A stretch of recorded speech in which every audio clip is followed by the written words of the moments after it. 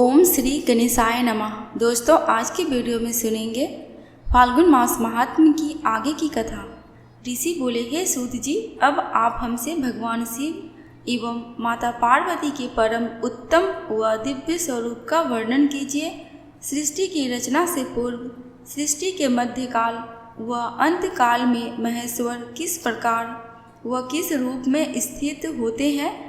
सभी लोगों का कल्याण करने वाले भगवान शिव कैसे प्रसन्न होते हैं तथा प्रसन्न होने पर अपने भक्तों को कौन कौन से उत्तम फल देते हैं।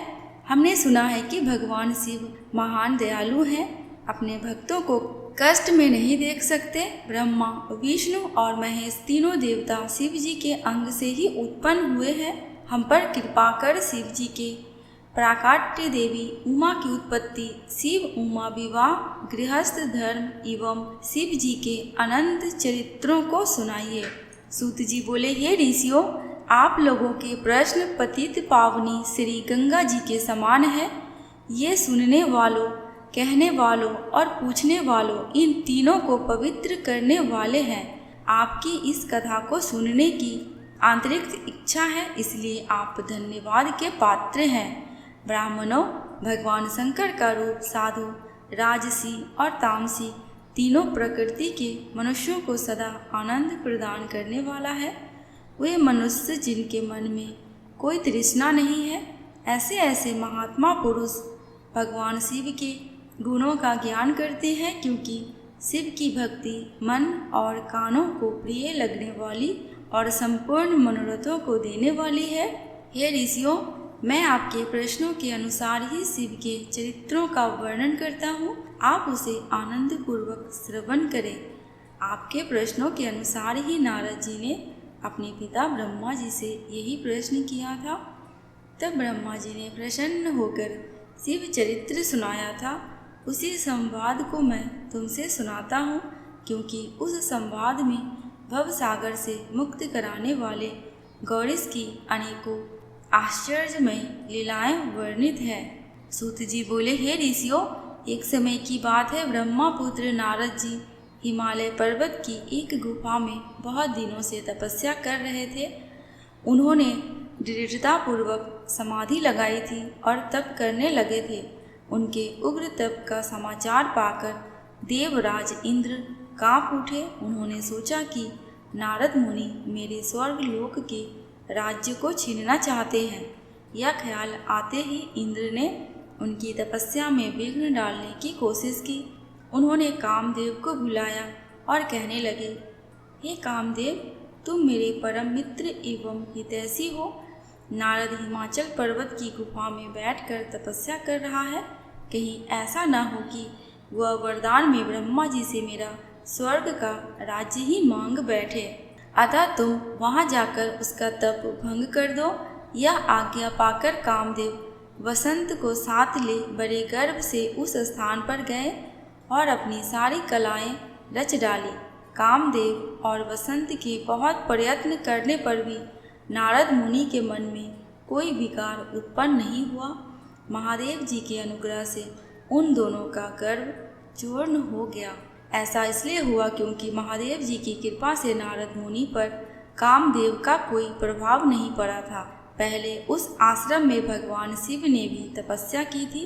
उसी स्थान पर उन्होंने ऋषि मुनियों की तपस्या का नाश करने वाले कामदेव को भस्म कर डाला था।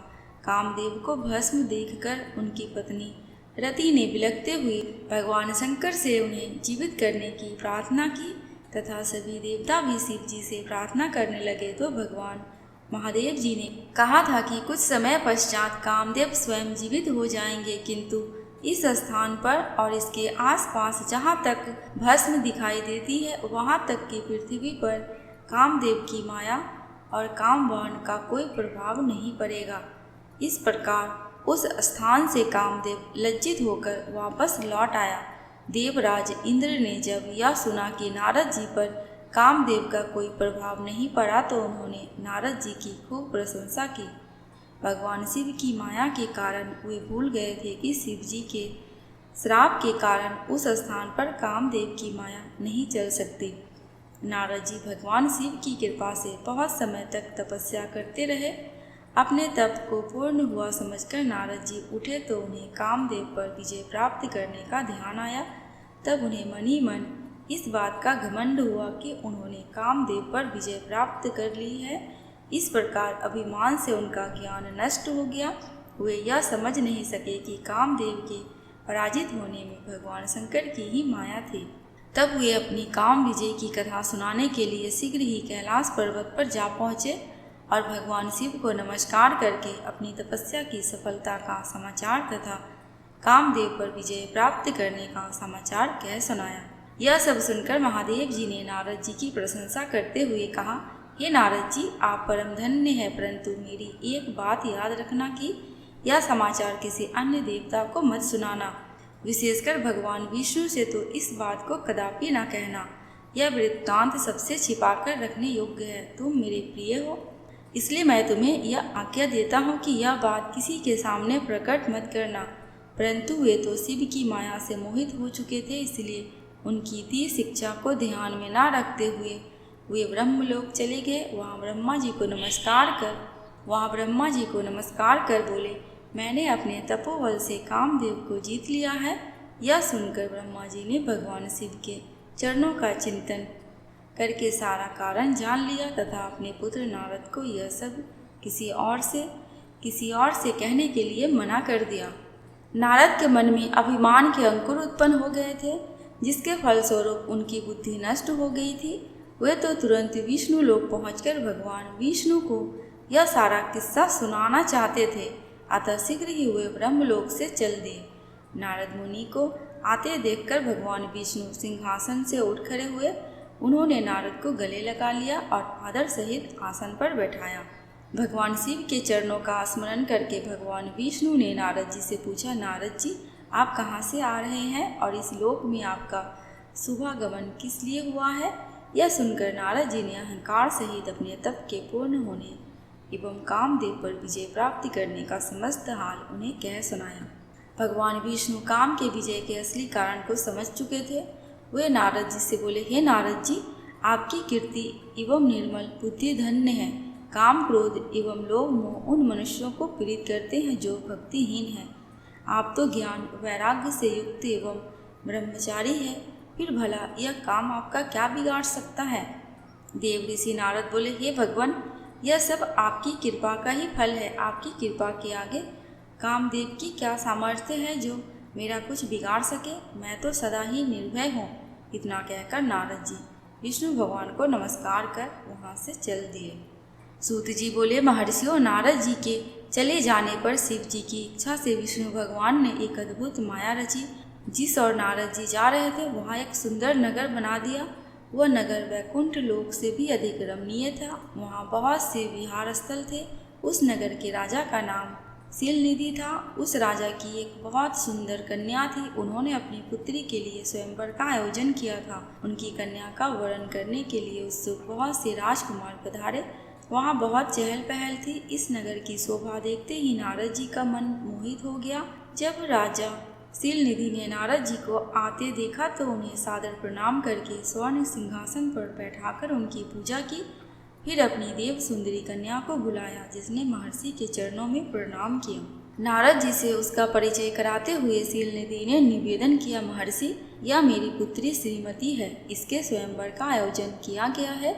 इस कन्या के गुण दोषों को बताने की कृपा कीजिए। राजा के ऐसे वचन सुनकर नारद जी बोले, राजन, आपकी कन्या साक्षात लक्ष्मी है। इसका भावी पति भगवान शिव के समान वैभवशाली, त्रिलोकजयी, वीर तथा कामदेव को भी जीतने वाला होगा। ऐसा कहकर नारद मुनि वहाँ से चल दिए। शिव की माया के कारण वे काम के वशीभूत हो सोचने लगे कि राजकुमारी को कैसे प्राप्त करूं। स्वयंवर में आए सुंदर एवं वैभवशाली राजाओं को छोड़कर भला यह मेरा वरण कैसे करेगी। वे सोचने लगे कि नारियों को सौंदर्य बहुत प्रिय होता है। सौंदर्य को देखकर ही श्रीमती मेरा वरण कर सकती है। ऐसा विचार कर नारद जी फिर विष्णु लोक में जा पहुँचे और उन्हें राजा शीलनिधि की कन्या के स्वयंवर के बारे में बताया तथा उस कन्या के साथ विवाह करने की इच्छा व्यक्त की। उन्होंने भगवान विष्णु से प्रार्थना की कि वे अपना रूप उन्हें प्रदान करें ताकि श्रीमती उन्हें ही वरे। सूत जी कहते हैं, महर्षियों नारद मुनि की ऐसी बात सुनकर भगवान मधुसूदन हंस पड़े और भगवान शंकर के प्रभाव का अनुभव करके उन्होंने इस प्रकार उत्तर दिया। भगवान विष्णु बोले, हे नारद, वहाँ आप अवश्य जाइए। मैं आपका हित उसी प्रकार करूँगा जिस प्रकार पीड़ित व्यक्ति का श्रेष्ठ वैद्य करता है, क्योंकि तुम मुझे विशेष प्रिय हो। ऐसा कहकर भगवान विष्णु ने नारद मुनि को वानर का मुख तथा शेष अंगों को अपना मनोहर रूप प्रदान कर दिया। तब नारद जी अत्यंत प्रसन्न होते हुए अपने को परम सुंदर समझकर शीघ्र ही स्वयंवर में आ गए और उस राज्य सभा में जा बैठे। उस सभा में रुद्रगण ब्राह्मण के रूप में बैठे थे। नारद जी का वानर रूप देखकर कन्या और रुद्रगणों को ही दिखाई दे रहा था, बाकी सबको नारद जी का वास्तविक रूप ही दिखाई दे रहा था। नारद मन ही मन प्रसन्न होते हुए श्रीमती की प्रतीक्षा कर रहे थे। हे ऋषियों, वह कन्या हाथ में जयमाला लिए अपनी सखियों के साथ स्वयंवर में आई। उसके हाथों में सोने की सुंदर माला थी। वह शुभ लक्षणा राजकुमारी लक्ष्मी के समान अपूर्व शोभा पा रही थी। नारद मुनि का भगवान विष्णु जैसा शरीर और वानर जैसा मुख देखकर वह कुपित हो गई और उनकी ओर से दृष्टि हटाकर मनोवांछित वर की तलाश में आगे चल दी। सभा में अपने मनपसंद वर को ना पाकर वह उदास हो गई। उसने किसी के भी गले में वरमाला नहीं डाली। तभी भगवान विष्णु राजा की वेशभूषा धारण कर वहां आ पहुँचे। विष्णु जी को देखते ही उस परम सुंदरी ने उनके गले में वरमाला डाल दी। विष्णु जी राजकुमारी को साथ लेकर तुरंत अपने लोक को चले गए। यह देखकर नारद जी विचलित हो गए। तब ब्राह्मणों के रूप में उपस्थित रुद्रगणों ने नारद जी से कहा, हे नारद जी, आप व्यर्थ ही काम से मोहित हो सौंदर्य के बल से राजकुमारी को पाना चाहते हैं। पहले जरा अपना वानर के समान मुख तो देख लीजिए। सूत जी बोले, यह वचन सुनकर नारद जी को बड़ा आश्चर्य हुआ। उन्होंने दर्पण में अपना मुख देखा। वानर के समान मुख को देखकर वे अत्यंत क्रोधित हो उठे तथा दोनों रुद्रगणों को श्राप देते हुए बोले, तुमने एक ब्राह्मण का मजाक उड़ाया, अतः तुम ब्राह्मण कुल में पैदा होकर भी राक्षस बन जाओ। यह सुनकर वे शिवगण कुछ नहीं बोले, बल्कि इसे भगवान शिव की इच्छा मानते हुए उदासीन भाव से अपने स्थान को चले गए और भगवान शिव की स्तुति करने लगे। आज की कथा बस यहीं तक। आगे की कथा दूसरी वीडियो में सुनेंगे। दोस्तों, कमेंट बॉक्स में भगवान शंकर एवं माता पार्वती की जयकारा लगाना बिल्कुल भी मत भूलना। आपको मेरे चैनल पे व्रत त्योहारों की जानकारियाँ एवं उनसे जुड़ी कथा कहानियाँ मिलती रहेंगी। अगर आपको ये वीडियो थोड़ी सी भी अच्छी लगी हो तो प्लीज़ मेरे चैनल को सब्सक्राइब करके मेरी वीडियो को लाइक एंड शेयर कर देना। अंत तक वीडियो में बने रहने के लिए आपका दिल से बहुत बहुत शुक्रिया।